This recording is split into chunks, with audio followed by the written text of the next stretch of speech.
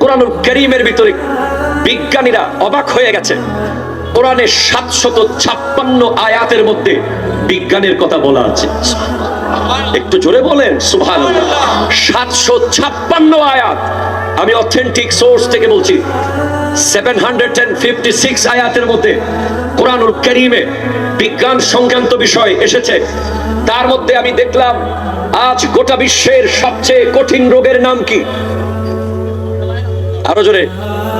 Corona virus সাময়িক রোগ, cancer, ঠিক কিনা কথা কন? গোটা বিশ্বের সবচেয়ে ভয়ানক মরণ ব্যাধির নাম কি?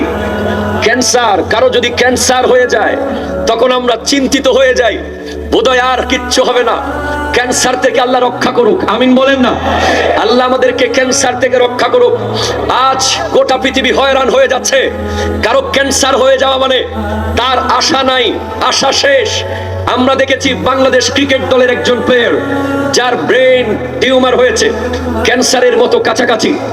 তাকে বাঁচানোর জন্য বাংলাদেশ দলের আরেকজন গুরুত্বপূর্ণ ক্রিকেটার সাকিব আল হাসান 15 লক্ষ টাকা দিয়েছে। আমরা মোবারকবাদ জানাই, ঠিক কিনা কথা বল? এই ক্যান্সার রোগ যদি হয় তাদের জন্য একটা চিকিৎসা আছে, কেমোথেরাপি, ঠিক কিনা কথা বল না? আপনারা জোরে বলেন ঠিক কিনা? কেমোথেরাপি। এই কেমোথেরাপির আবিষ্কারকের নাম হলো অ্যান্ড্রেস জর্ডান, যিনি হলেন জার্মান বিজ্ঞানী। উনি এই এক্সপেরিমেন্ট প্রথম করেছিলেন। ওনার একজন রোগী 26 বয়সের নিকোলাস এইচ এর উপরে তিনি এক্সপেরিমেন্ট করেছেন একটা বিষয়, সেটা হলো লৌহকণিকা, লোহার কণাকে তিনি আয়রন অক্সাইড বাহী লৌহকণিকাকে বিশেষ সিরিজের মাধ্যমে ক্যান্সার রোগীর সেলের ভিতরে ঢুকিয়ে দিয়েছেন। ক্যান্সার রোগীর সেলের ভিতরে যখন লৌহকণিকা ঢুকিয়ে দেওয়া হলো, তারপর ওই ক্যান্সার রোগীকে একটা মেশিনের মধ্যে নিয়ে সেই মেশিনের ভিতরে তাকে রেখে 45 ডিগ্রি কিংবা 113 ফারেনহাইট গরমের মধ্যে রাখা হলো। ওই লৌহকণিকাগুলো ক্যান্সারের যে ভাইরাস সেগুলোকে মুহূর্তের মধ্যে ধ্বংস করে দিতে সমর্থ হয়ে গেছে। এইভাবে একটার পর একটা কেমোথেরাপি দেওয়ার পরে দেখা যায় ক্যান্সার রোগ ভালো হয়ে যায়, ঠিক কিনা কথা বল? অনেকটা আশাবাদী হয়ে যেতে পারা যায় যে ক্যান্সার থেকে পরিত্রাণ বোধহয় পাওয়া যাবে। কেউ 6 মাসের বাঁচার সম্ভাবনা থাকলে কেমোথেরাপি দেওয়ার মাধ্যমে তার আরো বেশি দিন বাঁচার ব্যবস্থা করা যায়। এই 1500 বছর আগে এই লৌহকণিকা দিয়ে যারা বিজ্ঞানীরা আজ ক্যান্সারের ওষুধ আবিষ্কার করছে, তারা অবাক হয়ে গেল। তারা যখন কোরআন খোলার পরে তারা সূরা হাদীদের আয়াত নম্বর 25 নম্বর আয়াতে 25 ভার্সে যখন গেল, তারা দেখতে পেল যেই লৌহকণিকার মাধ্যমে ক্যান্সার রোগ ভালো হয়ে যাচ্ছে, যেই থেরাপি থেকে লৌহকণিকা থেকে থেরাপি দিয়ে ক্যান্সার রোগ ভালো হয়ে যাচ্ছে, সেটা আমার আল্লাহ কোরআনুল কারীমে বহু আগে বলে দিয়েছেন। ওয়া আনজালনাল হাদীদা ফীহি বাসুন শাদীদুন ওয়া মানাফিউ লিন-নাস। জোরে বলেন সুবহানাল্লাহ। আমার আল্লাহ স্পষ্ট বলে দিয়েছেন, ওগো দুনিয়ার মানুষ, ক্যান্সার যত কঠিন রোগ হোক, পৃথিবীতে যত কঠিন রোগ হোক না কেন, সব রোগের ওষুধ কোরআনে আছে না নাই? আরো জোরে বলেন আছে না নাই? আরে ভাই, সূরাতুল ফাতিহা পড়ে একটু করে ফু দিলেই তো রোগ ভালো হয়ে যায়। সূরাতুল ফাতিহার আরেক নাম হলো সূরাতুশ শিফা, ঠিক কিনা কথা? এই ক্যান্সার রোগের ওষুধ বিজ্ঞানীরা বের করার পরে দেখতে পেল আমার আল্লাহ বহু আগে, 1500 বছর আগে আমার দয়াল নবীর জবান দিয়ে গোটা বিশ্বকে জানিয়ে দিলেন, ওয়া আনজালনাল হাদীদা, আমি লোহা প্রেরণ করেছি। লোহা দিয়েছেন কে? লোহার ভিতর থেকে ক্যান্সারের রোগ বের করার ব্রেন দিয়েছেন কে?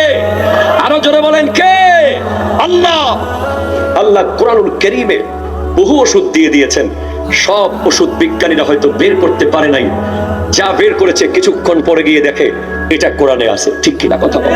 আর যারা দেখেও না দেখার ভান করে, যারা জেনেও না জানার ভান করে, যারা বুঝেও না বোঝার ভান করে, নাস্তিকদেরকে, যারা কোরআন মানে না, যারা আল্লাহকে মানে না, তাদের ব্যাপারে আমার আল্লাহ স্পষ্ট করে বলে দিয়েছেন, আফালা ইয়াতাদাব্বারুনাল কুরআন, তারা কি লক্ষ্য করে না ওই কোরআনের দিকে? তারা কি দেখে না ওই কোরআনের দিকে? ওয়ালাউ কানা মিন ইনদি গায়রিল্লাহ, এই কোরআন যদি আল্লাহ ছাড়া অন্য কারো কাছ থেকে আসতো, এই কোরআন যদি আল্লাহ ছাড়া অন্য কারো গ্রন্থ হতো, লাওয়াজাদু ফীহি ইখতিলাফান কাসীরা, সেখানে অনেক বিপরীত লক্ষ্য করা যেত। ঠিক কিনা কথা বলে?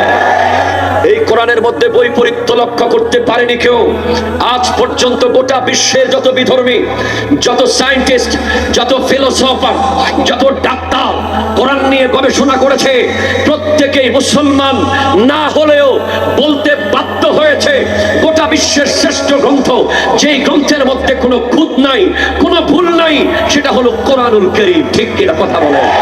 আরো জোরে বলেন ঠিক কিনা? এই কোরআন সেই গ্রন্থ যে কোরআন সম্পর্কে আমার আল্লাহ স্পষ্ট বলে দিয়েছেন, তিবিয়ানাল লিকুল্লি শাই, এই কোরআনের মধ্যে সকল রোগের ওষুধ আছে না নাই? আমার আল্লাহ বলেছেন, ওয়ানুনাজ্জিলু মিনাল কুরআনি মা হুয়া শিফাউ ওয়া রাহমাতুল লিল মুমিনিন, এই কোরআনের মধ্যে শিফা রয়েছে, মুমিনদের জন্য রহমত রয়েছে। ঠিক কিনা কথা কর? বিজ্ঞানীরা গবেষণা করে বের করেছে, মায়ের বুকের দুধের ভিতরে যখন সন্তান পৃথিবীতে প্রথম আসে, প্রথম যখন হলুদ টাইপের দুধ মায়ের বুক থেকে আসে, সেই দুধের মধ্যে পৃথিবীর সমস্ত ভিটামিন ঢুকিয়ে দিয়েছে আমার আল্লাহ। জোরে বলেন সুবহান।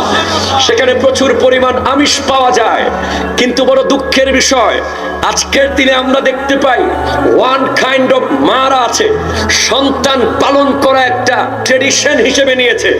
সন্তান জন্ম দেয় ঠিক, কিন্তু সন্তানকে বুকের দুধ পান ঠিকভাবে করায় না। ঠিক কিনা কথা বলেন? তারা ফ্যাশনেবল হয়ে যায়, তারা মনে করে বুকের দুধ পান করালে বোধহয় তার চেহারা নষ্ট হয়ে যাবে, সে শুকিয়ে যাবে, তার ফিটনেস কমে যাবে। কিন্তু সে তো জানে না, মুফাসসিরিনে কেরাম লিখছেন, আমার আল্লাহ কোরআনের ভিতরে ওই সন্তানের জন্য বুকের দুধকে দেওয়ার ব্যাপারে বলে দেওয়ার অর্থ হলো, ওই বুকের দুধ যদি 2 বছর সন্তান পান করে, প্রত্যেকটা দুধ টানার মধ্যে, প্রত্যেকবার যখন মায়ের বুক থেকে সন্তান দুধটাকে টান মারে, একটা স্পন্দন তৈরি হয়। ওই স্পন্দনের মধ্যে সন্তান আর মায়ের মধ্যে একটা কানেকশন তৈরি হয়, যেই কানেকশনের কারণে মা জীবন বাজি রেখে সন্তানের জন্য যুদ্ধ করে। ঠিক কিনা কথা বলে? সন্তান জীবন বাজি রেখে মায়ের জন্য যুদ্ধ করে। আজ আমরা সেই সমস্ত মাদেরকে বলে দিতে চাই, কোরআন আপনাদেরকে বলেছে 2 বছর সন্তানকে দুধ পান করাতে হবে, কিন্তু আপনারা দেখা যায় স্মার্ট হওয়ার জন্য, নিজের যৌবনকে স্মার্টলি ধরে রাখার জন্য, নিজের ফিটনেস ঠিক রাখার জন্য সন্তানকে যারা বুকের দুধ ঠিকভাবে পান করায় না, এক সময় দেখা যায় সেই সন্তান মাকে বৃদ্ধাশ্রমে দিয়ে দেয়। ঠিক